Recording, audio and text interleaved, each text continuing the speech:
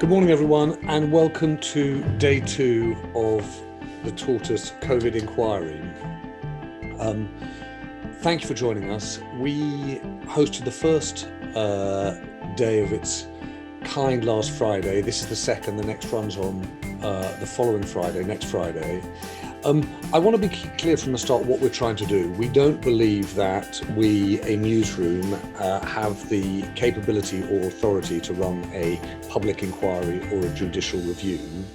But we do feel that the government's decision to keep on batting back a public inquiry means that there are questions that are not identified and are not getting asked, let alone answered, and that in the torrent of news that we get, it's hard to be clear about what happened. And as we come to the end of 2020, our hopes for this inquiry is at the very least, we identify the questions that need to be answered. And ideally, we come and pull together a narrative of what happened this year in the UK government's response to the pandemic. Last week, we held the first series of sessions taking evidence. We'd spent the previous few months gathering data and gathering submissions from a very wide range of people. And what I hope you'll see is that after next Friday, we'll collect all of that, identify those key questions, put together a narrative before the end of the year. And we're doing this in lockstep with Sky News. And what we get will then feed into the conversations that Sky News have in preparing for a week of 2020 in review that they will roll out in the second week of January. So I hope you can see that this is a deliberate process and deliberative process. And critically, we want to hear your thoughts and your evidence that feeds into it. We are going to try and make sure that in this process we hear as fairly and evenly as possible, and so we've asked, as you saw last week, we asked lawyers to step in, or people acting at least on behalf of the government as well as prosecuting the government's case. Last week, Nazir Afzal made the case against the government. Joshua Rosenberg made the case for the government.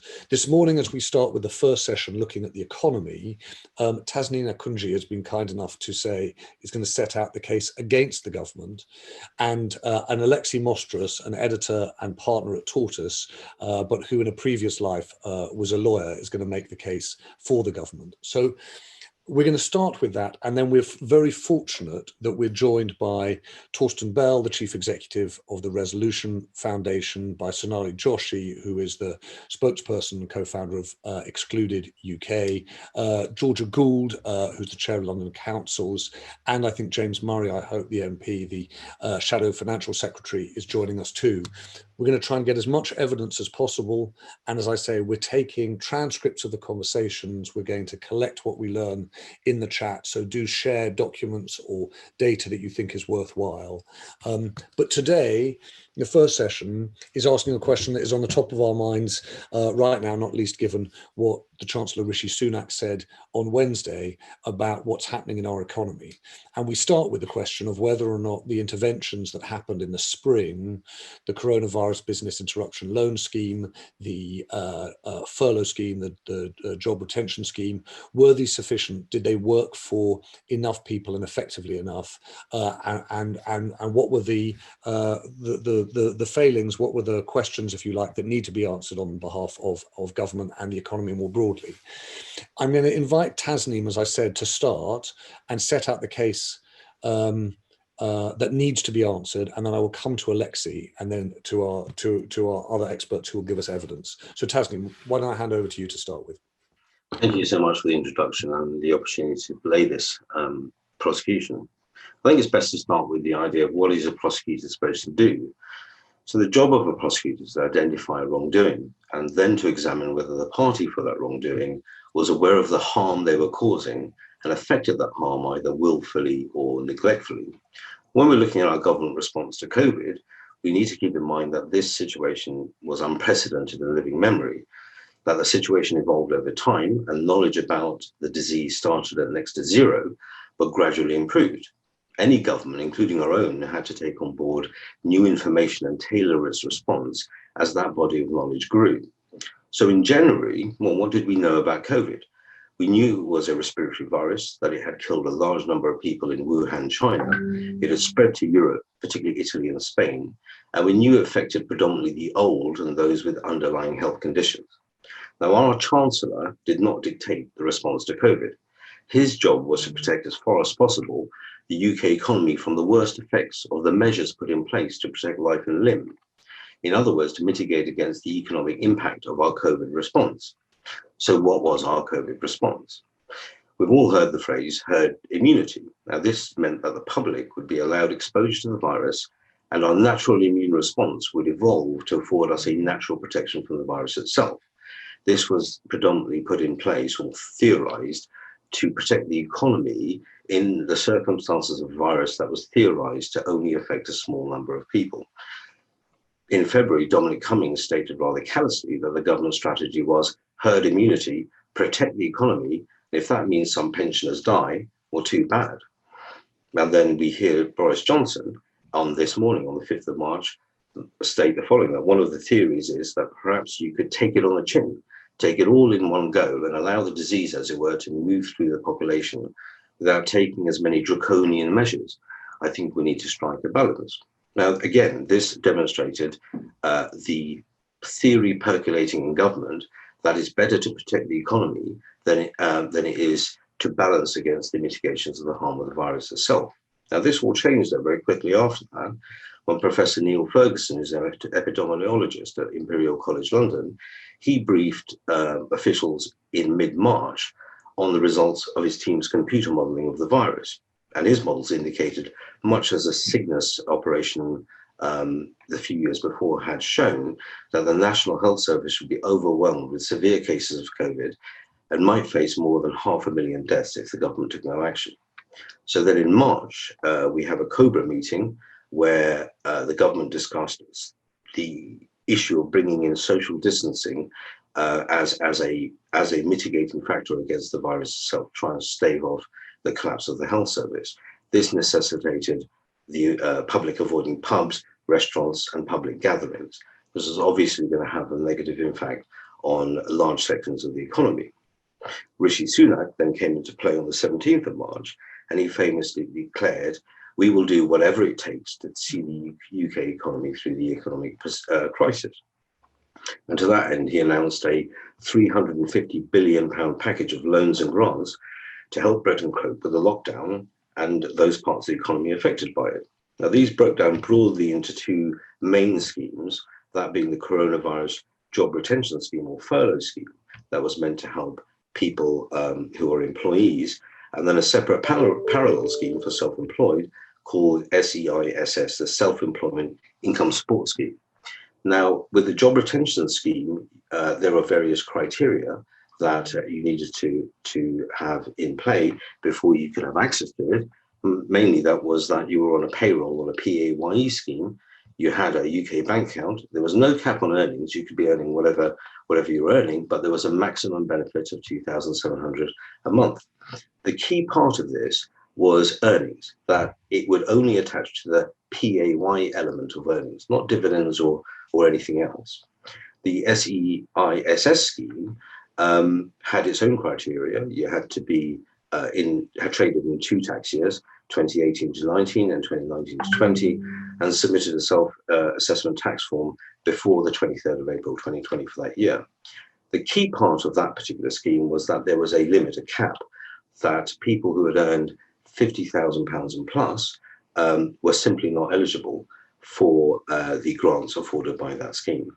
Now, this obviously presents winners and losers, but bizarrely enough, if you look at the SEIS scheme particularly, an example here would be a couple earning $49,500 each would be entitled to an SEIS grant of up to $7,500 to cover the 3 months of lost earnings, but a single person earning £50,500 would not be entitled to anything at all. Now, that puts such a person in very difficult circumstances, because some of the only recourses left to them would be to apply for universal credit. But you are simply ineligible for universal credit if you have more than £16,000 worth of savings. So an entire class of people are excluded from any benefit whatsoever. Now, the consequence of that were if you were employed with no cap on earnings, you could claim up to 80% of your salary if you're employed. But if you are on self-employment, you had 50,000, you got nothing. And these were largely arbitrary criteria, which in both schemes led to various people being excluded from help. Now, the numbers of people are huge. We're talking about roughly 3 million people excluded from either any benefits whatsoever or a significantly reduced benefit access, really, because of the operation of their business. The Treasury Committee in June 2020 examined exactly the individuals or classes of individuals who would have been excluded or severely impacted due to the criteria. They found that new starters of businesses, hundreds of thousands of people were struggling financially through no fault of their own, particularly due to the furlough scheme, purely due to the timing of when they started a new job or their employer's timing in submitting paperwork to HMRC. So through no fault of their own, completely excluded. People who were newly self-employed, they simply did not fulfill the eligibility criteria for the SEIS scheme. Self-employed people with trading profits in excess of 50,000 completely cut out of the scheme at all. And particularly directors of small limited companies, of which SMEs make up the large majority of the UK economy. Those who take a large part of their income in dividends and not in PAYE, often on the advice of accountants, were again severely impacted because only the PAYE element of their payments, often the lowest part of their income, would attract 80% benefit from the furlough scheme. And then the last class of people were freelancers on those short-term contracts. Now, the Common Select Treasury Committee, entitled Economic Impact of Coronavirus Gaps in Support, highlighted these disparities to the Chancellor himself back in June 2020. And what they say is that when we highlighted this gap to the Chancellor, he stated the average income of those who earn more than 50,000 in 2018 to 19 was more than £200,000. It is not right for the government to be giving money to individuals with higher average incomes and who are more likely to have access to savings or other resources.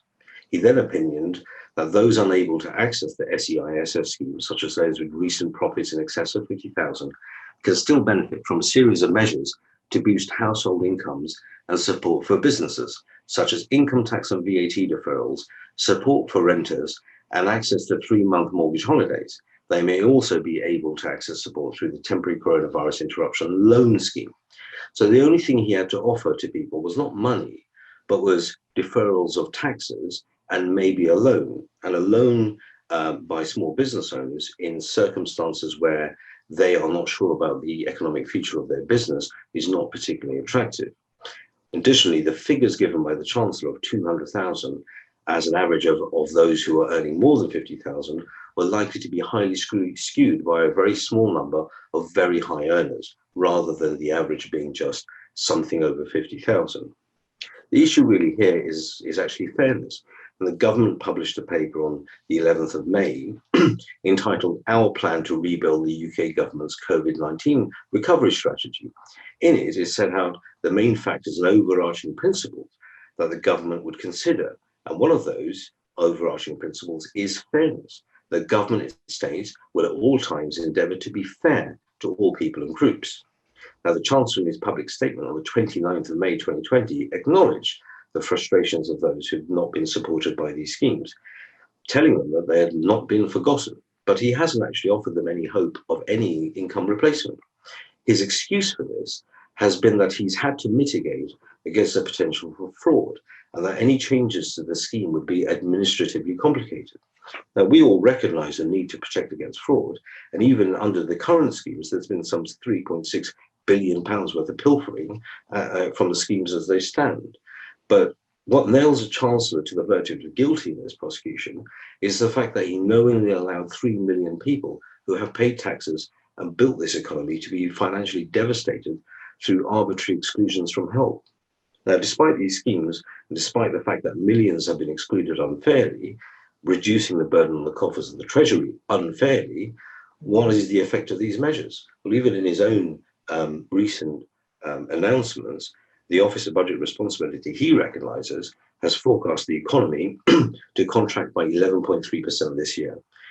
And he's been calling this the largest fallout in output for 300 years. Now, by contrast, in 2008, the economy shrank by roughly 4.1%. So it's going to be devastating whatever happens despite these measures. And even as growth returns in the coming years, economic output will not go back to pre-price crisis levels until the very end of 2022.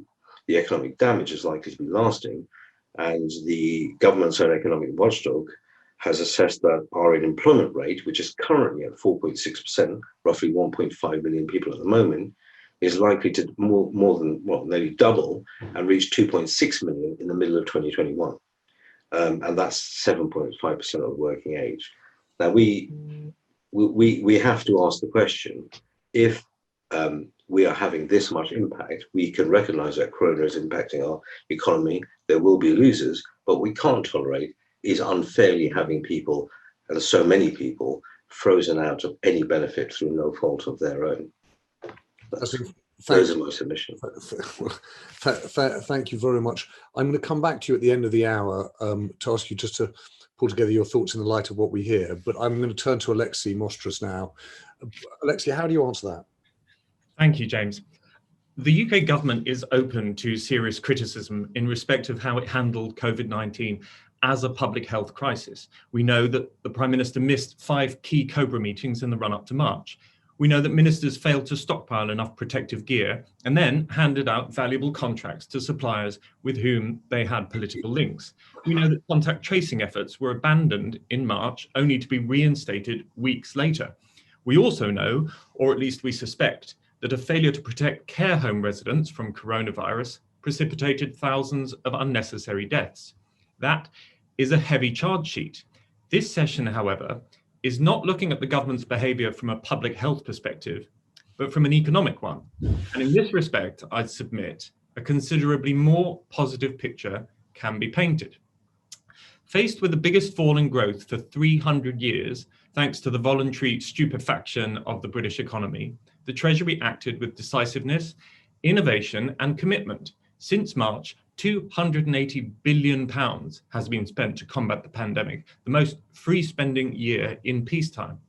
Rishi Sunak's flagship coronavirus job retention scheme, while not perfect, propped up almost 10 million jobs that might otherwise have fallen into the economic abyss. A second scheme, called the Self-Employment Income Support Scheme, or SEIS, has so far provided grants to 2.6 million individuals. In July, the OBR expected unemployment to peak at 12%. It now expects the peak to be 7.5%. Still huge, but a reduction thanks in great part to swift action undertaken by the Treasury.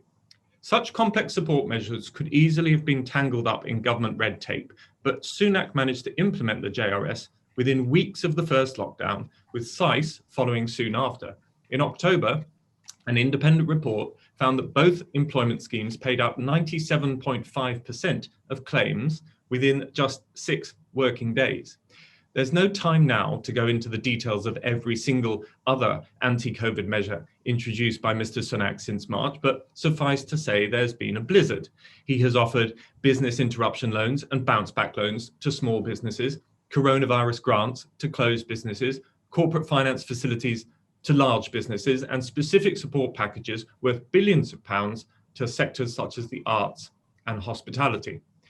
Like a heavyweight boxer who can also dart around the ring, Mr. Sunak has also proved remarkably adept at adjusting his economic response as the virus has developed and fixing flaws in his policies when they emerge. So take his winter economy plan, announced in September, which was to replace the previous job retention scheme with a new job support scheme, which from November would have tightened restrictions on when firms were eligible for government funds. A month later, Mr. Sunak recognised that the scheme was not generous enough. So he didn't dig his heels in, he expanded its scope. He offered firms affected by Tier 2 restrictions cash grants for up to £2,100 a month, decreased the amount that businesses had to pay towards their employees' unworked hours, and doubled the size of the grants available to self-employed individuals. Even then, he was ready to pivot. In November, he announced that the government's original furlough scheme, the job retention scheme, was to be extended, pushing the new job support scheme back to December or even to March. This was the government responding sensitively and appropriately to a fast-moving and complex public health situation, even if it cost the economy billions of pounds extra each month. If anyone was following the science during this period, it was Sunak, not Johnson.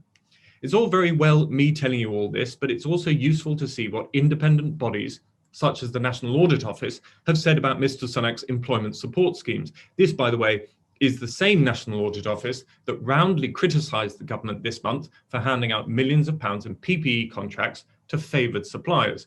There's no time to go through the report in detail, but essentially the NAO made three key findings.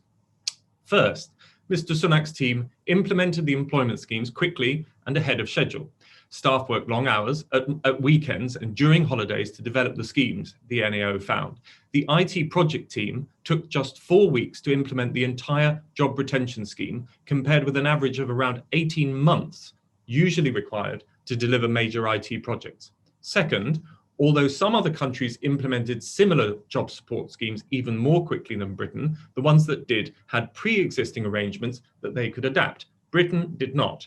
Third, the schemes were, to quote the NAO, largely successful in protecting jobs through the lockdown period and an effective bridge during the first phases of the pandemic.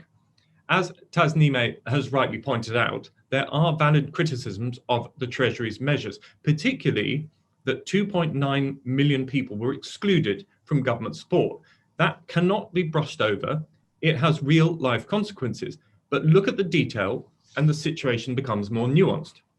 The self-employed scheme, for instance, was restricted in three key ways: to people who had filed a tax return in 2018-19, to people whose main income was from self-employment, and to people who did not earn more than £50,000.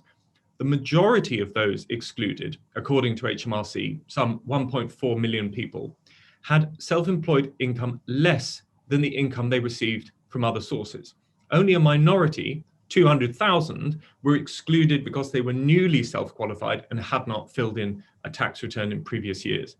Overall, the Treasury spent more than twice as much, £2,518 each, in fact, supporting each eligible self-employed worker as it has on each employee. It also allowed them to keep working even if they received a grant. It's perhaps therefore not surprising that HMRC's weekly customer satisfaction data for SICE, up to August 2020, found that 95% of claimants were satisfied or very satisfied with their experience, with only 2% being dissatisfied.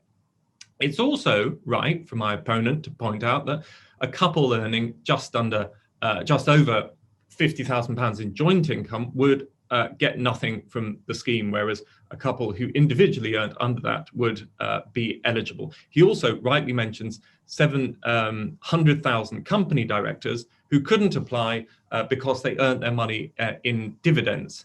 But it's worth pointing out in response that the NAO found that many of these company directors could apply for alternative sources of income, either through the bounce back loan scheme or elsewhere.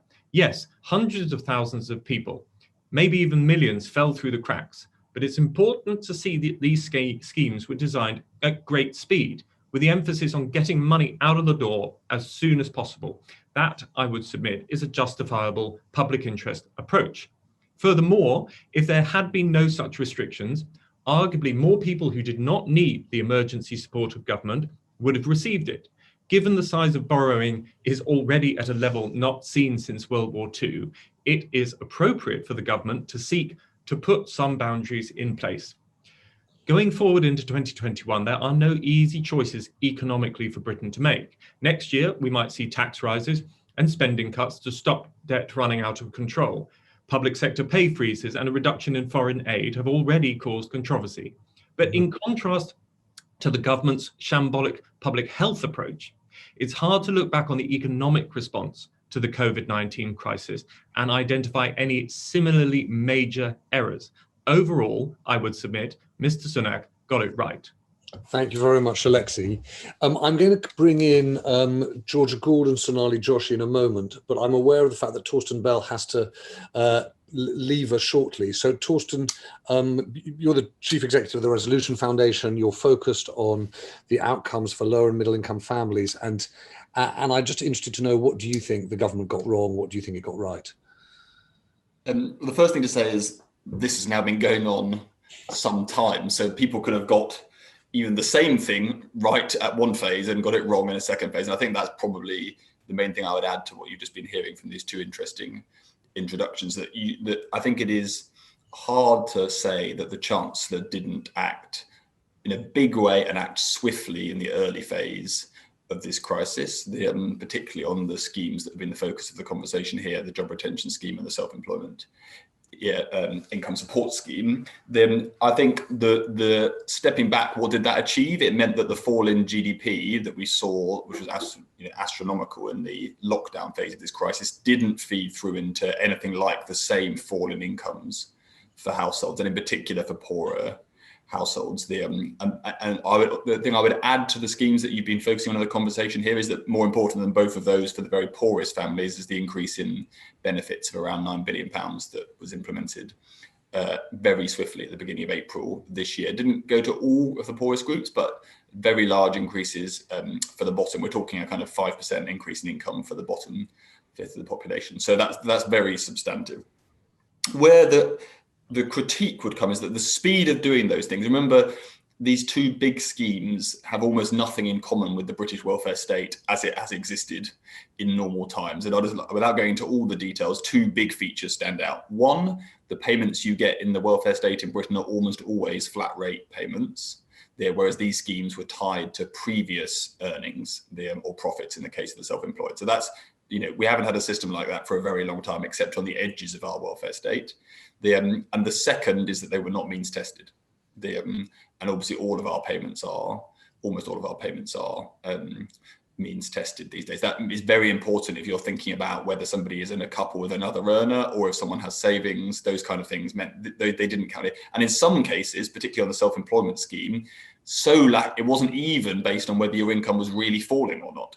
So there's like means testing the payment, but the actual grant itself, you got it if you had almost no hit to your income. In fact, we estimate that we spent well over £1 billion in the first phase of the crisis on people that had no income fall whatsoever. So the conversation so far in this discussion has focused the critique on the poor targeting of the self-employment income support scheme being noticeable because loads of people were excluded, which is completely right. But the poor targeting is also evidenced by the fact that lots of people got money and that when they had not seen any fall in income whatsoever, they're the lucky winners from this crisis. Now, I think that some of that rough justice, particularly the bits of it that were tied to speed of implementation, I think was justifiable in the early phase of the crisis. So think about the initial length of the JRS and the self-employment income support scheme. I think on the self-employment side of things, the targeting is so poor that the government should have been planning to move the scheme onto a different basis before we moved into the autumn. And it was always, history told us there was a good chance of a second wave of this pandemic. But I'm afraid optimism bias by the Chancellor and others meant we did not do enough planning for what we would do in the circumstances of a second wave. And that is evidenced, one, by the stubbornness to move off the original design of the self-employment income support scheme, and two, by waiting and being dragged to changes to the job support scheme, job retention scheme, and then the job support scheme through the autumn in a kind of myriad of, Alexi says in some ways maybe it's being fleet of foot. Well, I'm afraid being fleet of foot has cost us higher redundancies than it needed to, and it has also clouded choices. I think more importantly, actually, I think the main thing it's done is to cloud choices about the public health response. By the Chancellor was, there were discussions going on through September and October when we could already see that we'd lost control of the virus's growth rates. The slowness of getting to the right public health response was materially affected by our slowness in making sure that our economic support package matched the world we found ourselves in rather than the world we wish we'd found ourselves in. So my basic view is we should be positive about the speed at which the Chancellor moved once. I'm not saying it was not, it turns out in retrospect, the optimal pace because we were too slow on the lockdown. And we were also therefore too slow in starting the economic support package back in March. But I don't think he was unique in that.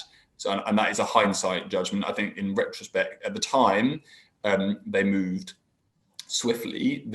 What is that has not been true in the second phase running through this autumn, where optimism bias, insufficient contingency planning has hampered our abilities to get the best economic support. But none of that is to say that even in this phase, what we're not seeing is a very significant support. Like Britain's increase in borrowing and Britain's level of spending by the Treasury during this crisis is at the top end of anywhere in the world. Maybe Canada's done more in some measures, but we are not. This is not a scrimping and saving effort. What the Chancellor has done is to throw a lot of money at this, and we focused here on the bits of the economic support package that go to individuals and households. You also need to focus on very large spending on public services that are engaged in the pandemic. Think about the money to keep the trains running with no passengers, whatever you think about the viability of that. Similarly for the buses, the huge spend on the health response. We're talking about probably £335 billion over this year and next on the overall. And remember, the reason borrowing is so big in Britain this year is mainly because of the government response rather than the economic catastrophe. That's doing the bulk of the increase. And Torsten, before you go, if you were to do an analysis of who gets that 335 billion, and you look at it, and I suppose decile by decile in the economy, what's the spread? So we haven't done that analysis, not least because it's really hard. And it will be very different for. I mean, I think you probably, in terms of the money that's being spent directly on keeping control of the virus, I think it's fair to say we all benefit from that, whatever our, so, the money on test and trace. Obviously, we all wish we had owned a PPE producing company or at least been a middleman in a PPE producing network. But Torsten, I tell you what I'm trying to get at is this argument that's gone around about the K-shaped recovery, that it's going to be good for people at the top and worse for people at the bottom. I think there we're mainly thinking about it's less about the policy response and more about the nature of the shock that has occurred. So on that, I would say, look, what do we know? One, that the labour market shock is hitting low earners and the young. Mm-hmm. Two, that the fact that the labour market shock is hitting low earners doesn't mean that it has been harder for low income families. It's actually been fairly evenly spread across the income distribution because the very poorest families don't have any earners, have fewer earners in them. So only half of the adults in the bottom fifth of the population are working. So if you have a purely labour market focused shock, it's on low earners. It's actually the second quintile, people between not the very poorest 20th percent, but the next poorest 20th percent who are hardest hit. So we can see that in the data.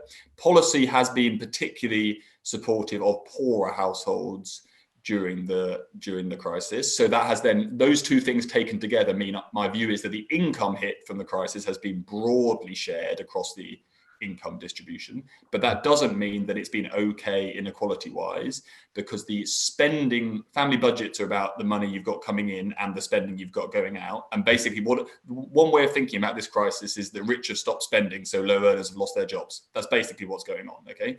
And so when the rich have stopped spending, what we can see in the data is that poorer households can't stop spending because they don't go to loads of posh restaurants in the first place, so what happens instead is that they have to carry on spending but see their income fall. And so you see budget squeezes for poorer households. For richer households, yes, some have seen their incomes fall, but they have got much more capacity to cut their spending either in response to that income shock or because they can't go out anymore, basically.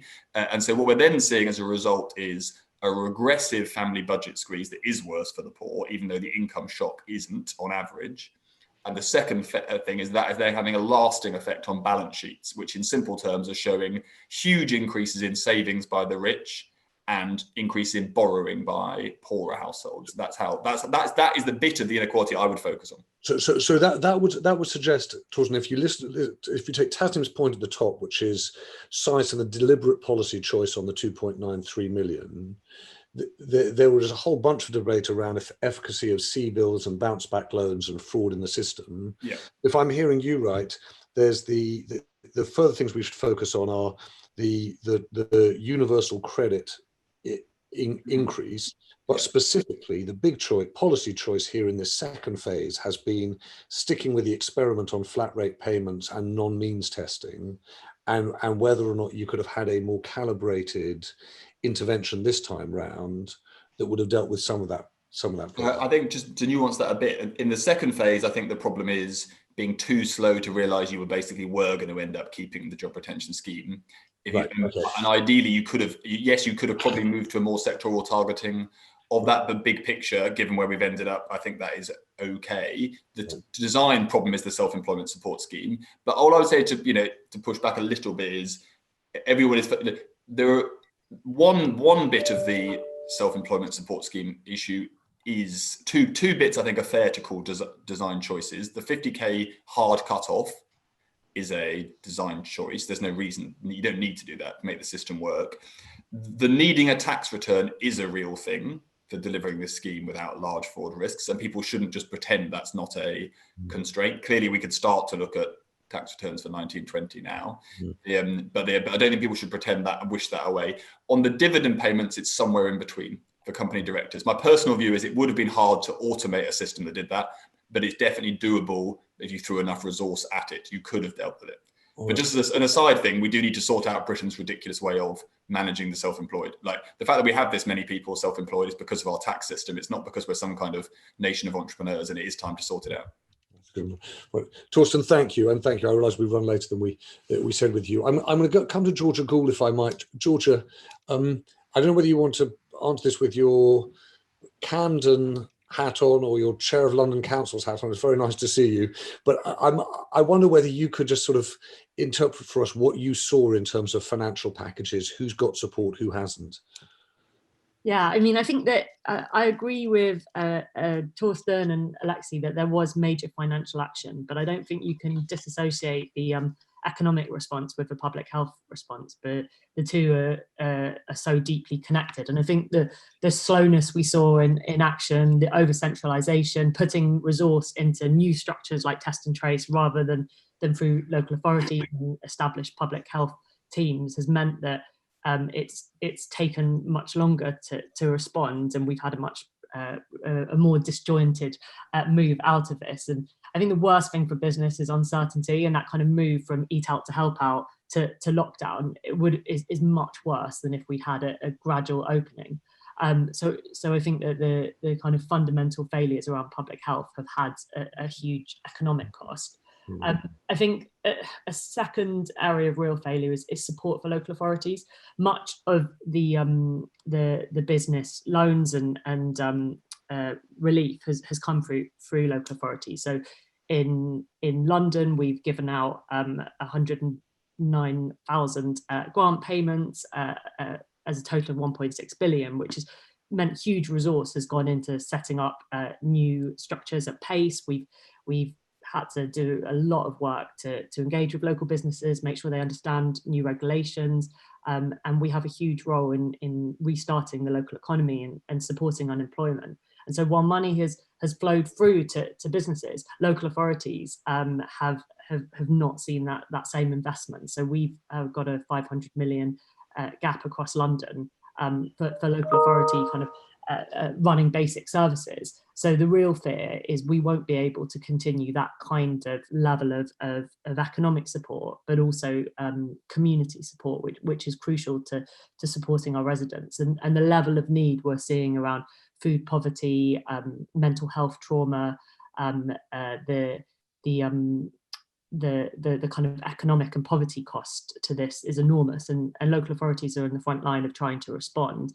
And yet we've seen our capacity cut after 10 years of austerity, where we'd already lost half our budget.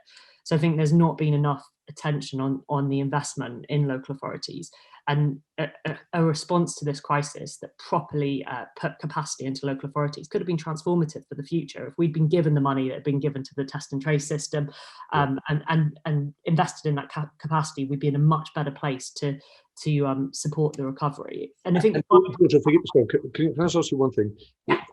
These numbers get bandied around, things like 500 million. I find it very hard to know. So what's not going to happen in the absence of that money? Well, I think that most councils are now looking at their budgets for this year. So we will have to do a kind of whole set of cuts programs, and that will look different in different boroughs. But the things that are most in Camden, for example, what would that mean? Well, at the moment we've got a hiring freeze, so we're holding gaps across the council, but because of the cuts we face. So that means that staff are overworked, and we've got massive backlogs in some areas, and so we'll have to consider now what that means going forward. But we have a really generous council tax, discretionary council tax support for the poorest residents. Those are the kind of things that we'll have to consider as a result of this. So we've just had the spending review, so we're going to have to go through that kind of political process. But in Croydon, as everyone knows, has kind of faced terrible issues, and they've now had to put a stop on all spending. So their capacity to respond to the crisis is enormous. But the other point I wanted to make is I think that there has been a kind of a failure to listen to local places, and politics has sometimes gone ahead of economics. So London is so critical for the economy, and the tax generated in London supports the whole country. But the political narrative is about moving resource out of London. So central London has probably been, has been the worst affected in terms of footfall. And we've seen 30% footfall compared to normal. The impact of lack of tourism, we think, has cost the London economy 9.5 billion. The West End Company talking about the kind of dire impact of that 60% reduction in footfall that they've seen. And we kind of assume that central London will recover, but it might not. And some of the decisions have not looked at the kind of specific circumstances of central London. So the fact that businesses with a rateable value above 51,000 were for the whole first part of the crisis left out. The latest business rates scheme is per population, not per business. So you have the City of London getting £8 per business, where other parts of the country are getting £1,000 per business, and it just doesn't make economic sense, because we need central London to recover. Can I just ask you one thing about that too? Is one of the debates, Torsten mentioned the fact that we've had flat rate payments to people. We've also had rather horizontal treatments of business across the economy, and one of the questions has been whether or not it should be more sectoral, more targeted, whether it's hospitality or aviation. But the argument against being that the economy is so intertwined, it's very hard to make those distinctions. What do you think on that? No, I think that the particular sectors have been decimated, and particular areas. So I think having a more localized approach would make a huge difference, and more sectoral. So culture is a really good example, and there has been some culture funds, but we expect to see huge reductions. We're already seeing huge reductions in culture jobs, which bring people into central London and are kind of key to the kind of economic vibrancy of central London. And I think that there has been an overly centralised approach and a kind of definition of levelling up that ignores the inequality in London, and the level of poverty and the disproportionate impact on our diverse London communities that has kind of moved us away from kind of sensible economic policy because of politics. Okay, Georgia, thank you. I think that James Murray has joined us, but before I go to him, and thank you for doing that, I just want to hear from Sonali Joshi, if I might. Sonali, because there's been so much discussion about those people who are excluded, and you heard from Tasneem and Alexi right at the top on this. Can you give us your judgment on who's missed out? Well, firstly, I'd like to say that with regard to the two income support schemes, with 3 million people excluded, they fell far short of providing adequate financial support for all of those who were in need, with no policy rationale or justification behind these exclusions, but rather arbitrary hard edges to the eligibility criteria. So I'd like to hone in on this 3 million figure, which Rishi Sunak has questioned and disputed twice this week in particular, framing his argument around 1.5 million self-employed. Now, we've touched on the fact that those excluded include the newly self-employed, the self-employed falling foul of the 50k cap, But he was talking about the exclusion around people who've mixed PAYE employment and self-employment. But actually that exclusion is far, far more complex than that. And I'd just like to kind of sketch that out a little bit, because this also reflects the diversity of people who've been affected. These are people from all walks of life, from all socioeconomic backgrounds. So we're talking about, on one hand, people who have mixed their PAYE employment and self-employment. And his argument has been, he's mentioned this a couple of times this week, that those people could have relied on furlough from their PAYE employment.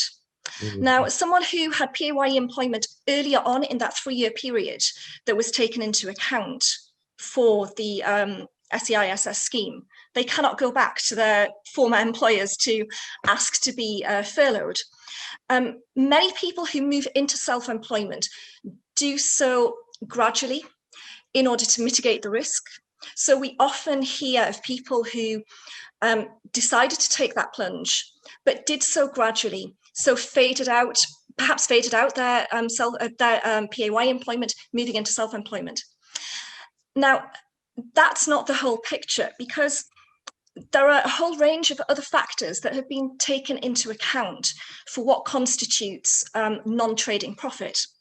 We're talking about pensions, people who might have dipped into their pensions early, people who might be in receipt of army pensions, widows' pensions, people who might be in receipt of bereavement payments, carers allowance, people who might have received a redundancy payment, people who receive rental income. And there's also a huge number of people who've been affected by the period when they took their maternity, parental, or adoption leave. And just one more point I would like to add, in addition to the range of people who are affected, in terms of limited company directors, the issue is not just about dividends. There are also those new businesses that are perhaps not in profit or in a growth stage, where those limited company directors may be drawing what is in effect repayments to a director's loan. So dividends is not the issue for them. There are also those limited directors who pay themselves annually and missed out even on furlough because of the RTI cutoff date. So there are a whole range of exclusions beyond what Rishi Sunak has referred to in disputing this 3 million figure. Sonali, thank you. And it feels to me as though, just listening to you, that there's a job of work to do, actually, rather than taking the 3 million or the quote unquote excluded as a group, actually dealing with each of those separately, because, you know, a lot of those groups that you described are groups, frankly, that you don't really hear and are not getting registered. I'm just interested to know if you were to try and give that some kind of priority, i.e., who've been most adversely affected and who's most acutely at risk as a result, where would you focus your attention? I have to say that's extremely difficult to answer, because the testimonies that we've received at Excluded UK are right across the board. Self-employed, limited company directors, PAYE freelancers who have not been able to access either scheme at all, yeah. And new starters, those in between jobs, those denied furlough. There's a whole long list of different exclusions. So to single out what may be the area where people have been most affected, I have to say that's very, very difficult. I can't really pinpoint. And actually that's helpful. I mean, it actually picks up on Torsten's point too, which is, you know, one of the reasons we've got such a high number and wide range of people in self-employment is a reflection not just of the economy, but tax. And so, look, that's helpful. I suspect that it is something we'll try and explore further to understand better. I'm going to, if I might, bring in James Murray, because as Shadow Financial Secretary, James, I imagine this is a question that you've tried to think about too and work out who's getting most adversely affected by the decisions made by the Chancellor. Just to step back, our aim here is to try to come up with a fact-based, evidence-based report card on economic management this year. What's your view overall of the conduct of the Treasury? Well, firstly, thank you for inviting me along here to speak a bit today. And, I think the overriding impression of the Treasury's response to the crisis has been too little, too late. That's what's really characterized their response, yes, to the health crisis in the first instance, but also to the economic crisis which comes alongside it. And I felt that in one of the Chancellor's comments in the spending review, he gave away a little of his thinking on that, where he said, the economic crisis is just beginning. And I think the idea that the economic crisis is just beginning now shows that the government's approach and the Chancellor's approach is really out of touch with reality of what's going on the ground and how people have been affected by this. Try telling someone who's been unemployed since March that the economic crisis is just beginning now, or people who haven't had any support from any of the government schemes that the economic crisis is just beginning now. It doesn't accord with reality. And we've been putting pressure on the government for months to focus on helping people who have not received any support, who've been feeling the economic impact of this crisis throughout. Back in the summer, we were saying jobs, jobs, jobs. This has to be about jobs. This has to be about protecting jobs, creating new jobs, retraining people to make sure they can access the new jobs. And it seems that the government is now only belatedly starting to talk about jobs, but even now not really investing in those growth industries or providing the retraining on anything like the timescale that they need to help people now or in the next, in the coming months, next year. So I think overall, this feeling is very strong that it's just been a kind of reactive response, which is tried to catch up at various stages, being inadequate, and also kept changing. Mm-hmm. Even this support that is on offer has kept chopping and changing around. It's it is immensely frustrating for businesses around the country to have the chance they're coming back every week to change what support is on offer. And it's immensely concerning and upsetting and worrying for people who are thinking about how they can access the various schemes if they can, and to see that changing around. With the self-employment income support scheme, we saw the amount covered by that chopping and changing from 80% down to 20, I think they're up to 50, 70, 80. The amount changed again and again. And so when the Chancellor comes to the House of Commons, sets out his plan, and then comes back a few days later to change it again, I think it makes it very, it creates a lot of anxiety for individuals and huge uncertainty for businesses. And James, obviously one of the roles of the opposition at any time, but particularly at a time like this, is to offer a different approach. One of the critiques you'd make of Labour in this is that on the economic side, it's not really setting out a fundamentally different approach. It may say there are issues about timing, or there may be issues about implementation. Or is that wrong? Does Labour now have a fundamentally different way of thinking about how it will handle spending, borrowing, government support? I think the focus this year has been clearly very different between the government and the opposition, in that, as I said, we talk right from the very beginning about the gaps in the support available. We said right from the very beginning that alongside the necessary health measures, you have to have the economic support there for individuals and for businesses.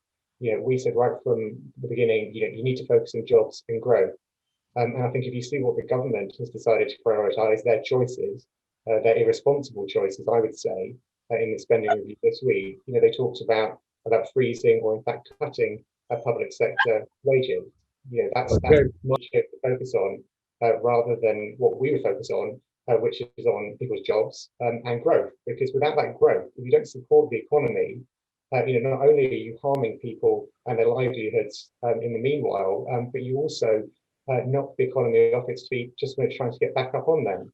I suppose what I'm asking you is that it's impossible for the opposition to necessarily to be asked to what it's going to do in every case, but it is reasonable to say Labour would take a view on public spending overall, which might be different from the Conservative view on public spending. And it might be to say, look, we believe that actually we've got more headroom for public spending in the next 3 to 5 years. Or you might say, no, actually, we broadly buy into the Treasury's judgment that we need to keep a cap on public spending. That fundamental judgment does seem to be the critical one for you and Annalise Dodds to take. But I think actually the choices at the moment are really about how you respond to jobs and growth and investment now. You know, the government is spending a huge amount of money actually on the COVID support schemes because we have to, because the necessity of being in the crisis mean that that money has to be spent to support people to get through the crisis. What we're saying is that there isn't a focus, however, on investing in the jobs for people to go back to, and the jobs for the recovery. And there have been gaping holes in the support which has been on offer, and it's been a kind of the Chancellor, I think, has just been stubborn and has not kind of acknowledged that there are those gaps in the support that need to be filled so that people don't fall through the gaps. James, thank you. I want to just pick up a little on that in more detail. I noticed that we've been joined by Keith Webb, who's been making comments in the chat as you were speaking about those people who are forgotten, and picks up, I think, on what Sonali was saying. Keith, I don't know whether you've got your camera on or your yes, you do. Hello, morning. Keith. Good morning. Will you tell us, just to pick up on, I suppose, what James Murray was just saying, where you think those gaps are? Well, primarily, as Sonali said as well, that there are many gaps. There is an APPG, gaps in support, to try and cover all the various nuances. Where I come from, where we come from, on Forgotten Limited, is that the 2.9 million, which is a National Audit Office figure, it's not one that anybody's made up, no matter how often Mr. Sunak would like to try and dispute that. That's the real figure.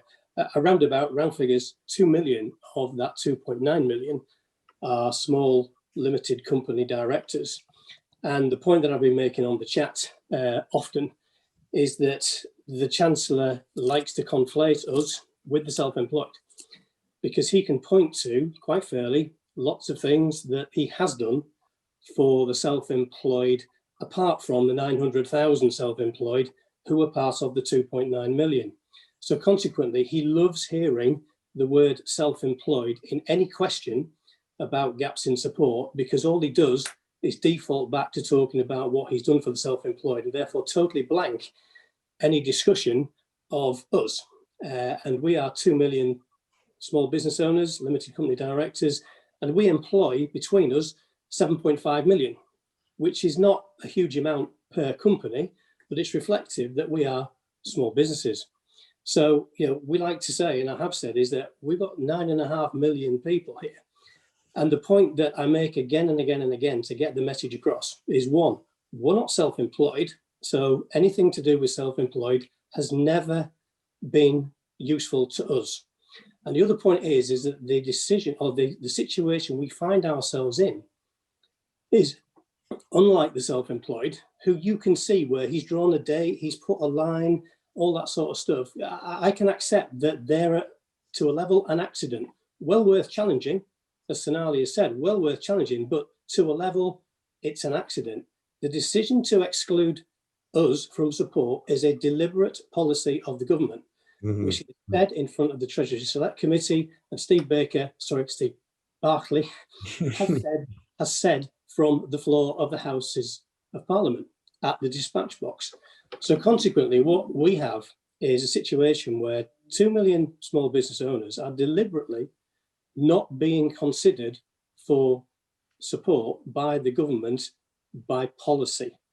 So what that means is that the vast majority of support schemes are closed to them. They can't get them. So consequently, 8 months in, if the Chancellor was really serious, as he tries to infer that he'll look at everything, Boris Johnson says, well, I'll look at anything if I can. They haven't. They've never tried to come up with an alternative. And the point I've made on the chats as well is that we sent last week, a week today, what we call the Directors' Income Support Scheme, in conjunction with the FSB and the ACCA, which has looked at all the reasons that the Chancellor has given not to give us support. And we've knocked every one of them away to come up with a support plan that at this moment in time is being jumped on by many, many MPs across the House to give their support. And consequently, we would just like to say that we have given a solution to the Chancellor and Treasury, which doesn't involve the dividend thing, but it would help get some financial support on the same level as the SEISS. So let's say again, it's not special pleading. All we're saying is same sort of level of support as the self-employed have had to actually help 2 million people who at the minute are in dire and desperate financial and mental health states. Keith, thank you very much. Thank you, A, for kind of clarifying it and also making clear what's actually happening now. As I say, happening now, even while we're having this conversation, my colleague Kerry Thomas pointed out to me that it looks as though Arcadia may be tipping into administration, 15,000 jobs. You get the sense of the gathering pressures on the economy. Before I wind up, I just wanted to hear final thoughts, if I might, from Alexi and Tasneem. Alexi, listening to that, what do you think? Thank you, James. What I think is that the session raised criticisms of the government support packages that really can't be ignored. Size could certainly have been better designed. The £50,000 cut seems too brutal. Sonali Joshi was right to raise concerns over how the scheme was applied in other ways. Such questions, though, I think will become more relevant going forward. If these inequalities remain in 6 months' time, then that's a matter of serious criticism. But the primary objective of the government over the last 6 months has been to get money out of the door as fast as possible. So I'd say we can't let perfection be enemy of the good. On that point, I was actually reading the stats for the bounce back loan scheme yesterday. Between May and November, the scheme has paid out £42 billion, with officials approving 1.4 million applications in total. That's 7,000 plus applications a day that have been approved.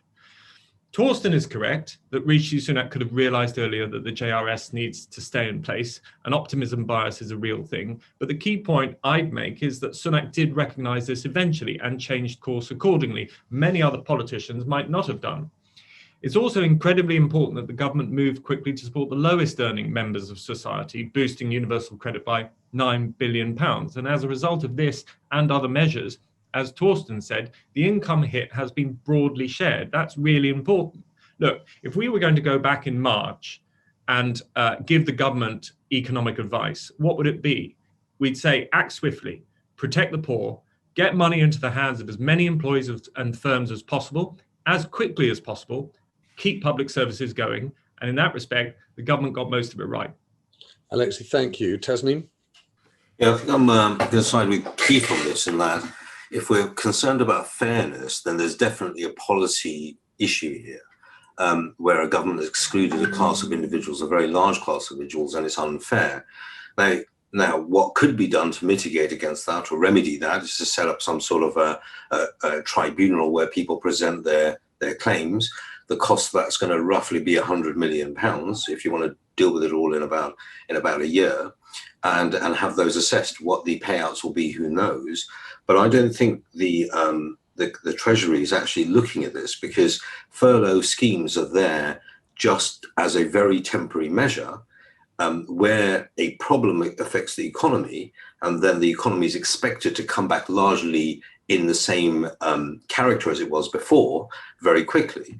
But as this COVID crisis has continued, it doesn't look like that's the paradigm we now live in, that we are now in a much more long-term issue, and therefore COVID or furlough schemes simply aren't a medium to long-term measure.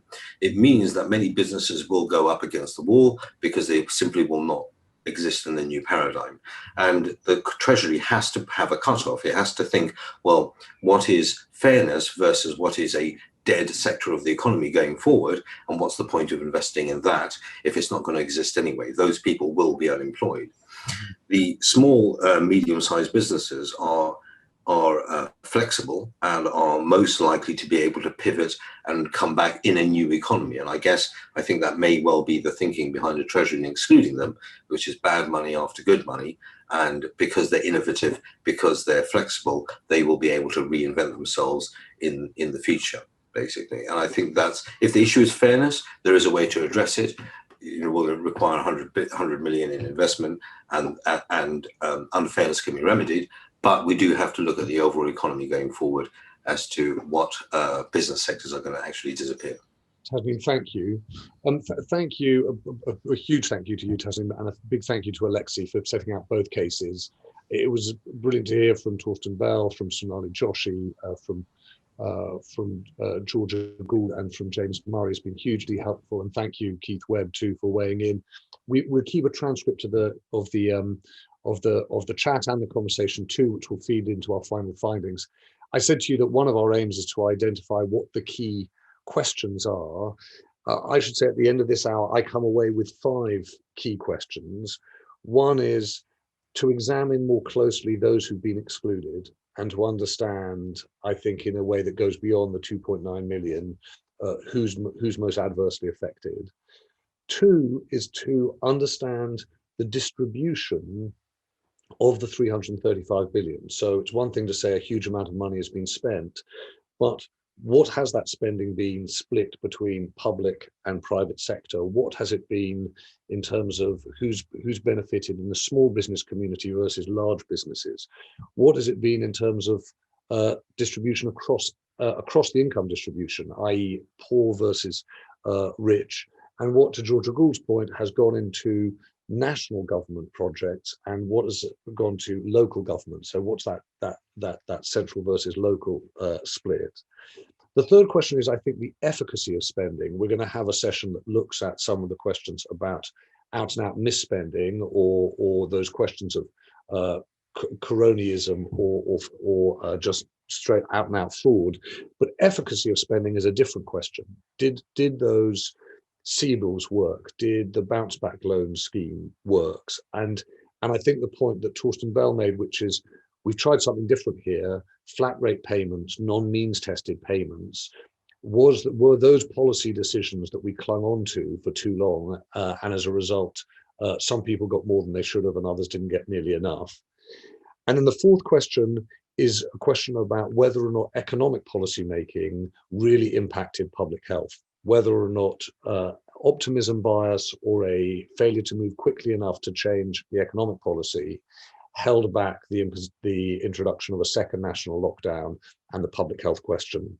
And then fifth and finally, I think there remains a big philosophical almost question, which is what you'd call what's the envelope? What level of debt to GDP is acceptable, and whether or not the government has chosen to stick with its old numbers or moved sufficiently to a new set of numbers, and that obviously sets the terms for the comprehensive spending review and for future economic policy making. So those are the 5 that I come away with, but my colleague Giles Whittell, who's working to pull this together, I'm sure is going to have other ones.